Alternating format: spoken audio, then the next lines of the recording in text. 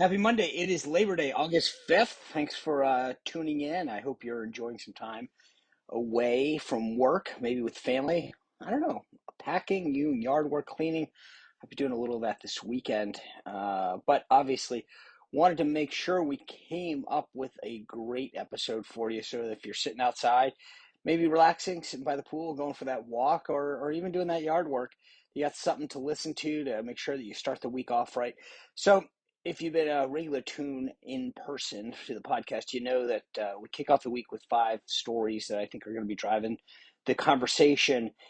So we've got today, I'm going to talk a little bit about the Biden speech, what's happening at Mar-a-Lago, Trump's rally, what's going on at Bed Bath & Beyond. It's really interesting. And then obviously, as we do every week, we'll have a little finish up talking about the media.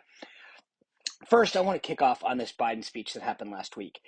Um, you know, I was so upset I had taken Friday off because I was so I wanted to tee off so bad about the speech that Biden gave, this primetime speech that he gave Thursday night. And I had taken Friday off so I could go be with my family. And then obviously we're working tonight. So Lindsay and I, if you're downloading this, make sure you tune in at 5 o'clock tonight. Spicer and Company on Newsmax. A lot to get to tonight. But I wanted to kind of trade one day for the other, if you will. So I took Friday off. But Biden gave this speech and I'm listening to it. And I'm going, oh, God, I wish I was there on Monday.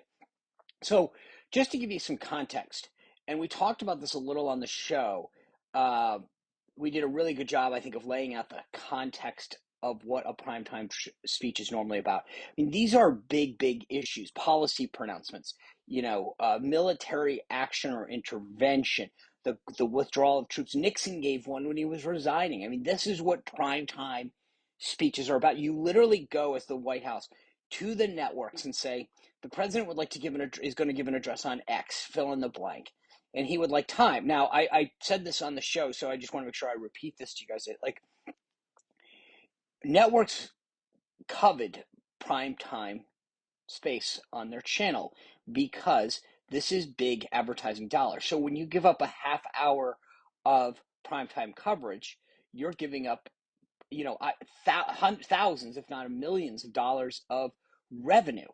So they don't want to just let someone go off. They want to know, okay, what's the substance of it? Is this for real? And so this idea of unity of the country or whatever. I mean, you've got to be laughing. Now, here's the thing. I was actually surprised. None of the big three networks, ABC, CBS, and NBC, covered it. CNN and MSNBC were the only ones who covered it front to back. Here's the thing you have to understand, though. They put out excerpts of this speech, meaning they put out, little 5 or 6 lines of different parts of the speech, so to everybody at about 5 o'clock, and the speech didn't air till 8. So CNN and MSNBC, let's face it, no surprise there, right? I mean, this is just an extension of the DNC in the Biden White House. But CNN, that's trying to get back to the center, knew what this speech was about, and they still went ahead and aired it. It was unbelievable. It literally was an infomercial. And we're talking shy of 70 days from a midterm election. He's got two Marines behind him. He's talking about MAGA Republicans are the worst people on earth, and Donald Trump's. I mean, this isn't about unifying the country. This was about tearing it apart and picking sides. And I mean, there was nothing about healing or bringing people together or whatever. It was about, going after and vilifying one group of individuals. MAGA Republicans, he calls it. And think about what the America First agenda is about. I mean, it's about securing the border. It's about, trade policies that favor the American worker. It's about making sure that our interactions with foreign governments don't subject Americans to be second citizens when it comes to these deals that we make. I don't think any of that is something to be ashamed of. The idea that securing the border and wanting the country to be safe from criminals and drug traffickers and fentanyl is a bad thing kind of blows my mind. And the idea that this administration has allowed it to just go nuts, the idea that you want to stand up for rule of law is another thing that's insane. These guys sat back and watched. He gets up there and talks about violence, and I'm thinking, wait a second. In the summer of 2020, you guys said nothing as buildings and property was destroyed, private businesses were ransacked, people were hurt, and yet sat silent, talked about defunding the police.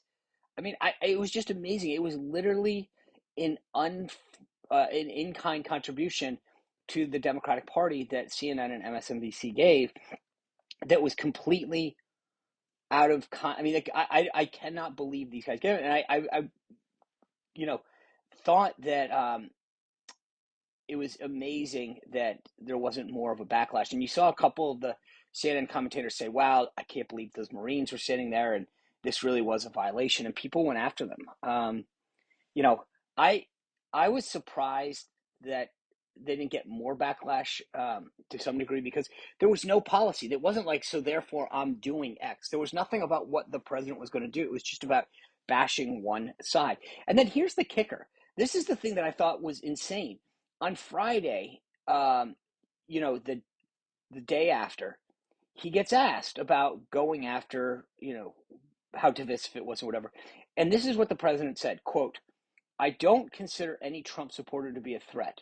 I do think that anyone who calls for the use of violence and fails to condemn violence when it's used, refuse to acknowledge an election has been won. That's a threat to democracy. Okay, so he gets asked about the Trump people because he realizes he got his Hillary Clinton deplorable moment, and he walks it all back, saying, I wasn't talking about these Trump people. I was just talking about some of them. Which was like, no, no, no, dude, you were on tape over and over again. You literally said it to the entire nation. Um, it was just funny because I think that they didn't fully appreciate the backlash they're going to get. I don't know why. Moving on, I want to catch up on this Mar-a-Lago thing. I would think it's fascinating. Um, you know, this filing by DOJ, I'm sure you've seen it by now. They put out this photo showing all these classified things. Those were the covers. So whenever you carry classified information, and it starts at confidential, you have secret, top secret, um, and then TSSCI, secret compartmentalized information. It'll have a cover sheet on it so you know what you're carrying, and that sort of has certain restrictions about what you can do with it, where you can do it, how it has to be handled, etc. So it's starting to become, or maybe it's not even starting to become, it's become a little unclear as to what that photo was because the DOJ, did they put those cover sheets there? Were those just the cover sheets? Did they spread them around? Um, I think the photo was frankly put out in the filing to as a dog whistle to the media to be like, hey, show this and it'll show how bad this thing was. But the funny part about it is that it has kind of raised more questions than it has answered, and it'll be interesting. I was sort of shocked this special master came out Thursday. We expected midday to get an answer on whether or not you know, there would be a special, or excuse me, the judge was supposed to decide whether a special master would get appointed, and she didn't rule from the bench. She said, I'm going to consider this. And I was sort of a little taken back by that. But they have sort of given Trump a little bit more latitude and said, we want more transparency in this, I think, which is good. It's going to be interesting to see where this thing heads. I am of the mindset that DOJ is not dumb enough to do anything huge before a midterm election. It's a very long-standing position of the DOJ. Um, but it is fascinating to watch sort of the left-wing legal media circus, if you will, speculate as to what's going to happen. There's a lot of people that think he's going to get indicted before the election. There's a lot of people that think he's going to get indicted after the election. There's a bunch of people that are making conjecture about what statements and what arguments they're making and what ones they haven't. They brought in this new attorney, the former Solicitor General of Florida, Keiss, who seems like he really has his act together and knows what he's doing. This is going to be an interesting development for the legal team. But there were some questions about Alina Habba. She's one of the attorneys for Trump. She's apparently representing him in the New York State case that Letitia James is bringing against Trump.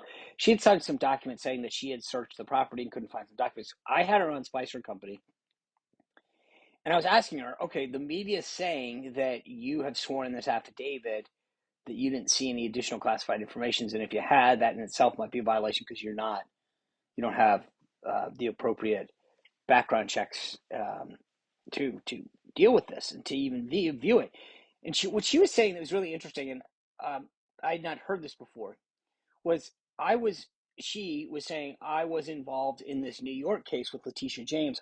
Was not representing him in the DOJ suit. So they're basically trying to conflate two separate cases, which I thought was a fascinating argument.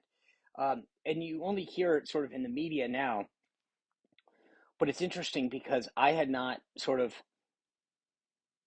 seen that, and she seemed to indicate in the question that I gave her that she had also not seen any additional classified information, which is interesting. Um, on Saturday night, there was a rally. It's interesting, Pennsylvania. I'm getting this Trump rally now, but this Pennsylvania has. You would think that it's a special election. What's happening in Pennsylvania? The president Biden has been there 3 times in 7 days. Trump was there Saturday night for this rally. We carried it live on Newsmax. It was funny. It was almost because of the raid on Mar-a-Lago and everything else. He was obviously there for Mastriano's running for governor, Oz for Senate, and then he was in the district that Jim Bognet is running for the House congressional. The I think it's the 8th congressional district. Anyway, but Trump unloaded on about this Mar-a-Lago raid, um, and in a way, I get it. It was good to hear his take on this, but it was also like, you got to remember that you're there to get these 3 individuals over the finish line, and they, frankly, I think Jim is in a better spot than the other two, but Mastriano and Oz, both by all public polling at least, and I don't see any indication that there's anything that I'm being told privately is anything to indicate otherwise. I think they're both closing the gap, but they need the help. So I think, it would have been good if he could have spent a little bit more time focused on them and kind of helping to make that contrast between Shapiro, who's facing Mastriano for the race for governor, and obviously Fetterman against Oz, because that's really what it comes down to right now. The voters of Pennsylvania, I get it, they're behind Trump. They obviously come out in droves for the guy. But what Trump really needs to do is make sure that that same energy gets pushed down ballot to Mastriano, to Oz, to people like Jim Bognet and others who are running at the congressional and down ballot races, because that's what they need. They need that energy. They need that enthusiasm and intensity that's going to get them over the finish line. I mean, you look at these polls, and right now, Oz and Mastriano, I mean, they're within the margin of error. They're 4 or 5 points. That's not a lot. That is a ground game situation. So I will say that I'm feeling a lot better. I've had a lot of conversations over the last 4 or 5 days about where things stand, and I think the media does a really good job of trying to I call it voter suppression. I think that's what they're doing. They're trying to play it down like the Republicans aren't going to do as well. Mark my word, the Republicans will do just fine. And I think most of these Senate races will break for the Republicans. I do think Oz may not be pretty, but I think Oz is going to come over the finish line. I think Masters might be a little bit challenging in Arizona. I think there's no question J.D. Vance is winning in Ohio. Um, and I think there's going to be a couple other surprises on the Republican side. That's going to be a good night for Republicans. I just don't. I think the media is so hell bent on trying to make it as bad as possible. But getting back to the nut of this, I think you're going to continue to see a lot of focus on Pennsylvania. It's easy to get to. Biden obviously really cares about it because he thinks it's his home state, even though Delaware is, and so it's easy for him to get up there. There's 2 races, so it's sort of a big bang for your buck. It's today on Labor Day. He's actually headed back there, and then he's going to Milwaukee and then there. But it's an easy excuse to check a box. Um, Next, I want to talk to you about this interesting thing about, I don't know, you have a lot of folks probably familiar with, but probably shop at Bed Bath and Beyond. And I got flagged by a coworker on the stock a few weeks ago. And I don't know if you remember what happened with the GameStop and a couple of these other things. And I don't even know if this is an equivalency thing because this is definitely out of my wheelhouse. But Bed Bath and Beyond went from like $4 a share up to 27. Then some dude bailed on a bunch of the stock and it went down to like 18, and then whatever. And then the CFO was killed this weekend. And then there's a lot of folks who are looking at reminding people they're closing stores, they're making all these cost cutting measures that, they yanked my pillow, and I think it upset a lot of folks on the right. I don't know. Obviously, I have no insight into their business model, but there was definitely a lot of chatter online from a lot of folks on the right saying, well, remember they yanked my pillow 18 months ago, and there's a lot of people who claimed that they boycotted Bed Bath and Beyond. I don't know if that's true. I'm sure that there's data that shows, how they've done business wise. But it's definitely an interesting thing because if that's true, it really goes back to this idea that people are starting to get sick and tired of the wokeness. And a lot of these companies, whether it's the stuff with abortion or all these other positions they took on voting rights down in Georgia at the time, that people are starting to say, do your job, make a good product, and we'll buy it. But I don't need you to start telling me all of your cultural issues. But it's been fascinating to watch this Bed Bath and Beyond thing because uh, it really, if I think it's kind of worth whether someone should go through and look at whether or not that impact of yanking out my pillow had some kind of financial impact in terms of, obviously there's only so much a pillow can do, but the question is, do consumers in response to that walk on going there or not? I don't know, but it's definitely an interesting thing. And again, maybe people are just sort of trying to equate that online. But it was something that caught my eye, and I was thinking, wow, for a stock that's gone up and down and a place that's cutting costs and cutting 20% of its workforce, that's definitely, at least in my opinion, something to look into. Um, Last, I want to get to the media. Interesting. I want to kind of talk about CNN for a little bit. So there's a hashtag that is trending. It's hashtag CNN is the new Fox. Now, if you remember, for a while after the election, a lot of people were upset with how Fox dealt with the election. Frankly, a lot of people came over to Newsmax because of that, because they thought that Fox had sold out, had gone soft. Well, now a lot of folks under the leadership of this new CEO, Chris Licht, are thinking that CNN, in its attempt to, quote, get back to the middle, um, is losing its soul. It's sort of been over on the left. It's been touting its opposition to Trump and very outspoken about left-wing stuff. A lot of their hosts have been, frankly, left being quote-unquote a journalist and become much more outspoken pundits.